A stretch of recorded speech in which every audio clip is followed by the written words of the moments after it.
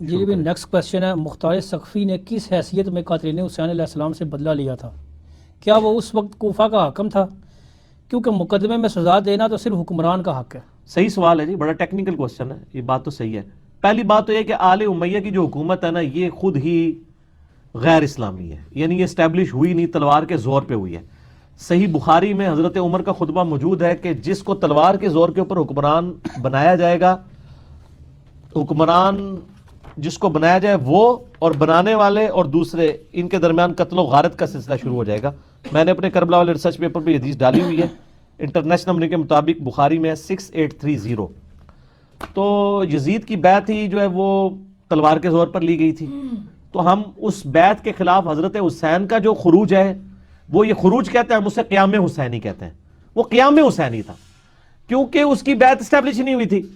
حضرت معاویہ رضی اللہ تعالیٰ عنہ کے خلاف کیوں نہیں قیام کیا حضرت حسین نے؟ کیونکہ وہ ایک پیس ٹریٹی کے تحت معاملات سیٹل ہو گئے تھے۔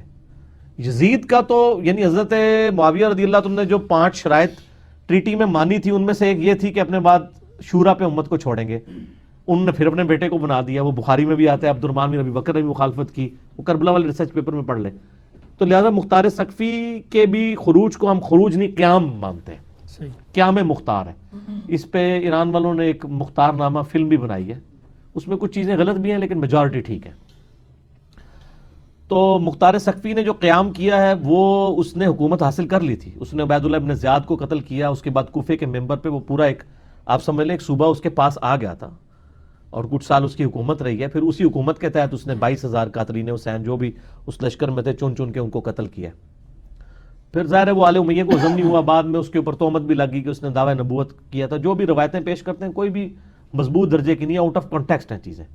ہم تو المصنف ابن ابی شیبہ سنن الکبریٰ البیہقی سے پیش کر رہے ہیں کہ عبداللہ بن عمر مختار سقفی کی پارٹی کے لوگوں کے پیچھے نماز پڑھا کرتے تھے، تو اگر وہ کافر یا دعوی نبوت کیا ہوتا تو کبھی نہ کام کرتے، یہ کس طرح صحابہ کو ہضم ہو سکتا تھا؟ تو وہ بس ایک نیچا کرنے کے لیے ایک پراپوگنڈا شروع کر دیتے۔ تو وہ حکمران، چونکہ جس حکمران کے خلاف اس نے قیام کیا ہے اس کی اپنی حکومت ہی 2 نمبری تھی، اس کو ختم کرنے کے لیے وہ کھڑا ہوا، جس طرح کہ حضرت حسین بھی کھڑے ہوئے تھے۔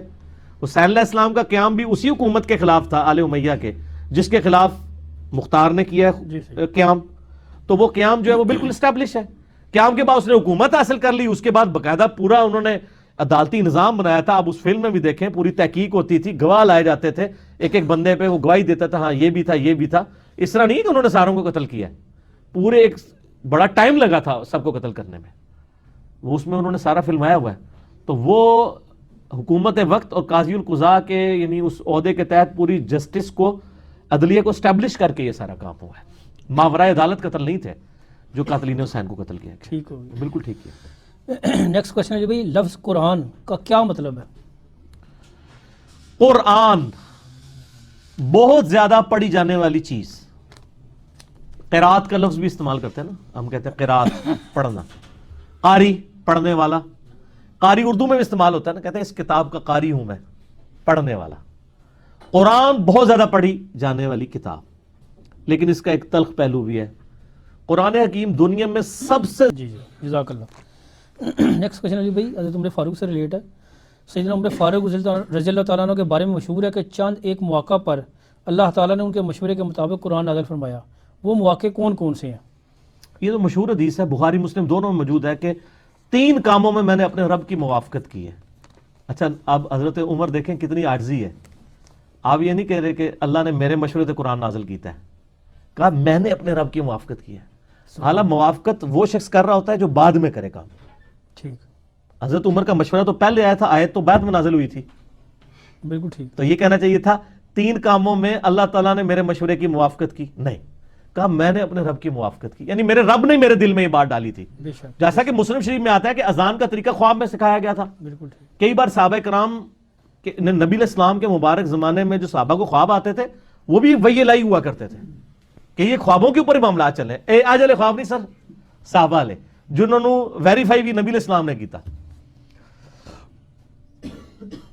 تو آپ صلی اللہ علیہ وآلہ وسلم کے مبارک زمانے میں یعنی کئی ایک معاملات خواب کے ذریعے بھی بتائے گئے۔ اس طرح دل میں القاء بھی ہو جایا کرتا تھا، جیسے حضرت عمر کو 3 باتوں میں بخاری مسلم میں آتا ہے کہ میں نے مشورہ دیا واتخذوا من مقام ابراہیم مصلی، کہ ابراہیم علیہ السلام کے کھڑے ہونے کی جگہ کو مسلح بنا لو. یہ حضرت عمر نے مشورہ دیا تھا. یا رسول اللہ آپ مقام ابراہیم کو مسلح بنا لیں, اس کا فائدہ یہ ہوگا کہ ایک اعلانیہ کام ہو جائے گا کہ بیت المقدس قبلہ نہیں ہے, کیونکہ نبی علیہ السلام مستجاب دیوار کی طرف کھڑے ہوتے تھے نا, جو حجرِ اسود اور رکن یمانی کے درمیان ہے.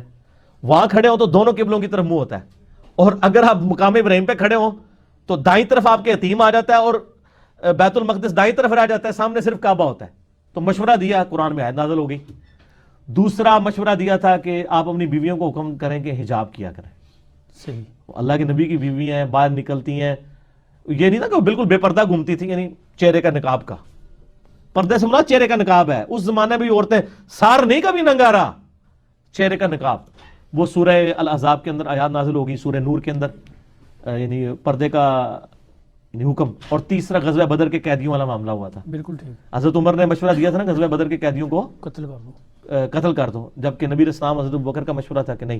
لیکن قرآن میں بڑی سرزنش ہوئی کہ اللہ تمہیں یعنی معاف کرے, اور پھر بڑے سخت الفاظ کے اندر ہے. میں نے مسئلہ 88A اور B, اس میں تو الفاظ ہیں قرآن پاک میں کہ سورہ بقرہ میں کہ ہم عذاب دیتے اگر پہلے سے آیت نہ نازل ہوتی جس کی تم نے تعویل کر لی تھی کہ تم نے کیوں چھوڑا ہے غزوہ بدر کے قیدیوں کو. میرا مسئلہ نمبر 88A اور B ہے عصمت انبیاء کے عقیدے پہ شبہات کا تحقیقی جائزہ. اس میں نے ان ساری چیزوں کو ڈسکس کیا. تو یہ 3 مواقع تھے, یعنی مقام ابراہیم کو مسلح بنانا, اور پردے کی آیات والا معاملہ, اور غزوہ بدر کے قیدیوں والا معاملہ. یعنی یہ نبی علیہ السلام کو مشورہ دیا حضرت عمر نے, اور اللہ تعالیٰ نے اس کے مطابق یہ آیات نازل فرمائی. جی ٹھیک.